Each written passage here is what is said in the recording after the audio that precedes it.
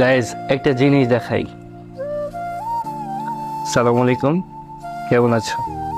ও আচ্ছা, আসলে তোমাকে অনেক বেশি মিস করছিলাম তো, এই জন্য হঠাৎ করে কল দেওয়া। ব্যস্ত অনেক? খাইছো? ও আচ্ছা, খাইছো নাকি টেনশন হচ্ছিল?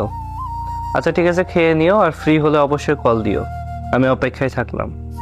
ঠিক আছে, আল্লাহ হাফিজ। Only 22 second. আচ্ছা, 22 সেকেন্ডের মাধ্যমে ভালোবাসা জিনিসটা প্রমাণ করা যায়, ভালোবাসা জিনিসটা প্রকাশও করা যায়। দেখেন, যারা প্রিয় মানুষ হয় না, তারা হাজার হাজার সময় চায় না, ঘন্টার পর ঘন্টা চায় না। তারা এই যে মাত্র 22 সেকেন্ড সময় পেলে না অনেক বেশি খুশি হয়ে যায়। মানুষটাকে মিস করতেছিলাম, ফোন দিলাম, খোঁজ খবর নিলাম। ব্যস্ত আমিও থাকি, ব্যস্ত সেও থাকে।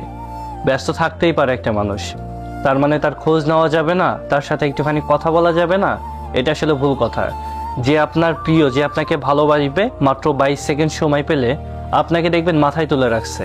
এই যে আমি ব্যস্ত আছি, সময় পাই না, এত কল দাও কেন, কল দিয়ে বিরক্ত করো কেন, তোমার মতো কি আমি বসে থাকি সারাদিন? এইসব আসলে ফাও কথা। যে আপনাকে ভালোবাসবে সে আপনাকে ঠিকই সময় দিবে।